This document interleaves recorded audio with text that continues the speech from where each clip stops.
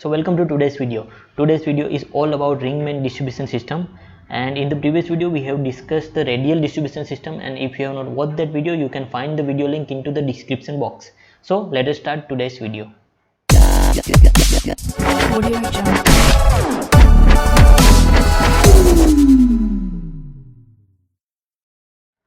So for a while now we are discussing the distribution system, and basically the timeline of the video is something like this.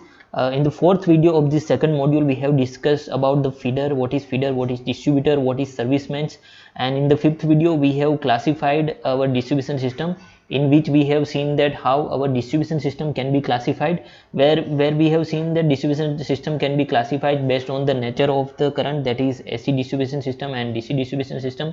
Then in the sixth video we have seen that the distribution system can also be classified based on the construction, that is the overhead distribution system and underground distribution system. After that, in the seventh video we have discussed that distribution system can be classified based on the connection scheme, and in the connection scheme we have seen the radial distribution system, and in today's video we are going to see the ring main distribution system, and in the coming video we will see what is interconnected distribution system. So let us start ring main distribution system.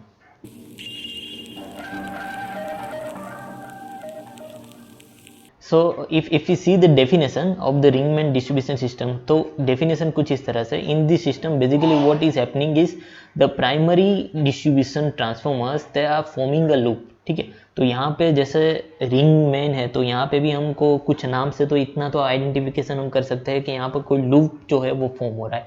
Basically अगर ring देखने जाए तो भी कुछ ऐसा, तो that is a one kind of loop, right. And this loop circuit starts from a substation बस bars. They make a loop through the area that we need to provide the power and it returns back to the substation. ठीक है, तो basically कैसा होता है कि एक substation से जो है वो स्टार्ट होता है, कोई एक एरिया को जहाँ पे उसको फीड करना है वहाँ से पूरा जो सप्लाई होता है, और उसके बाद वो वापस से उसी सबस्टेशन पे आके एंड होता है. ठीक है, तो ये जो पूरा एक लूप फॉर्म करता है, and that is why it is known as a ring main distribution system. And basically this distribution system is overcoming the disadvantages of the radial distribution system. Radial distribution system के जो disadvantages थे कि एक तो जो reliability है of the power that was very much less, right. Reliability जो है वो बहुत less है. क्योंकि अगर feeder में कहीं पे fault आता है then the area where with this feeder is feeding the load, it is going to be disconnected from the system. So वहाँ पे जो power है वो पहुँचेगा नहीं. ठीक है, तो इसकी वजह से जो continuity of the power है it is not very good in the radial distribution system. Secondly, if we see that the load that are connected that is nearer to the feeder point, ठीक है, जो feeder point के नज़दीक में जो भी load connected है they are heavily loaded. ठीक है, और जो फीडर पॉइंट से एकदम दूर है, ठीक है, तो वहाँ पे जो है वोल्टेज फ्लक्चुएशंस जो है वो ज़्यादा सीरियस हो जाता है. ठीक है, तो ये तीन डिसएडवांटेजेस थे रेडियल डिस्ट्रीब्यूशन सिस्टम के.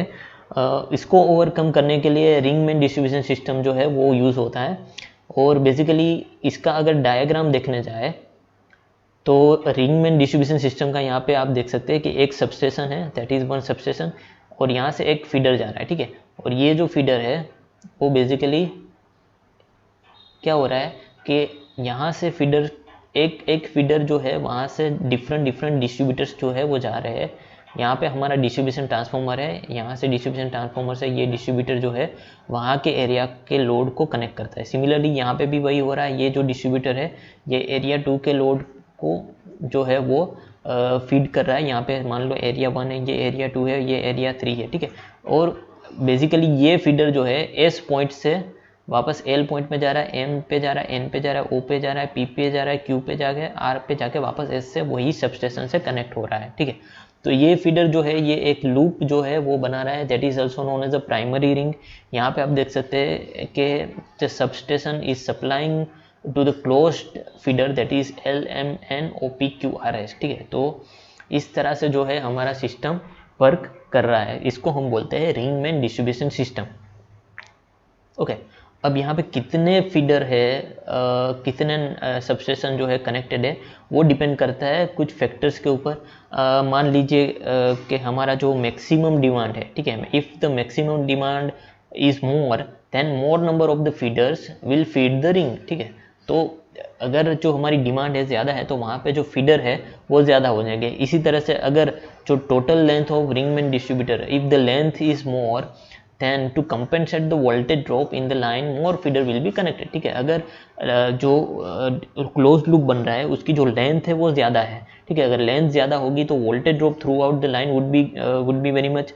सो to compensate that thing we are connecting more feeders. ठीक है, तो वहाँ पे भी अगर लेंथ ज़्यादा है तो भी ज़्यादा फीडर हम कनेक्ट कर सकते हैं। And at the end based on the voltage regulation, if the number of feeder connected to the ring it also depends upon the permissible allowable voltage drop of the line. ठीक है, तो उसको ठीक करने के लिए भी, अगर वोल्टेज रेगुलेशन इंप्रूव करने के लिए भी हमारा जो फीडर है हम ज़्यादा कनेक्ट कर सकते हैं।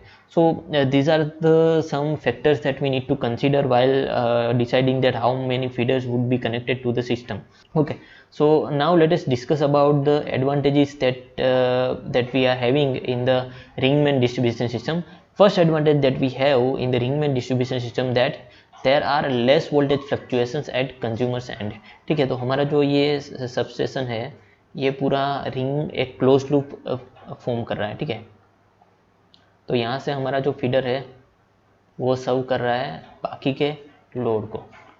ठीक है, तो इस हिसाब से अगर यहाँ पे देखा जाए तो जो वोल्टेज फ्लक्चुएशंस होगा वो कम होगा, क्योंकि जो एक फीडर है वो हर जगह पे जो है वो फीड कर रहा है, मतलब कि जो पावर है उसको फीड कर रहा है।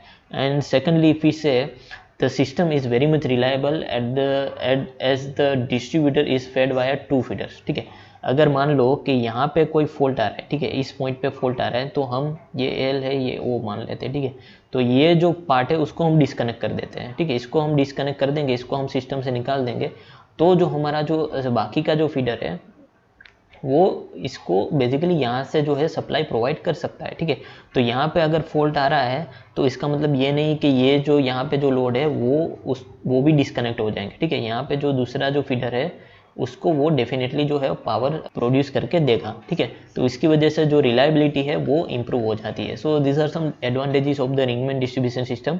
Similarly, if we discuss the disadvantages of the Ringman distribution system, that if we talk about the installation and the testing, then it is rigorous work, right? तो यहाँ पे जो इंस्टॉलेशन और टेस्टिंग है रिंगमैन डिस्ट्रीब्यूशन सिस्टम की, that is a bit tough task compare to the radial distribution system, and also it same time it is very much complex while we are designing switch gear and the protection scheme for the Ringman distribution system. At same time it is a bit complex, right? So I guess this is all about the Ringman distribution system. In the next video we will discuss about the interconnected distribution system. Hit like and share the video if you are getting something from the videos, and thank you very much guys for watching the video.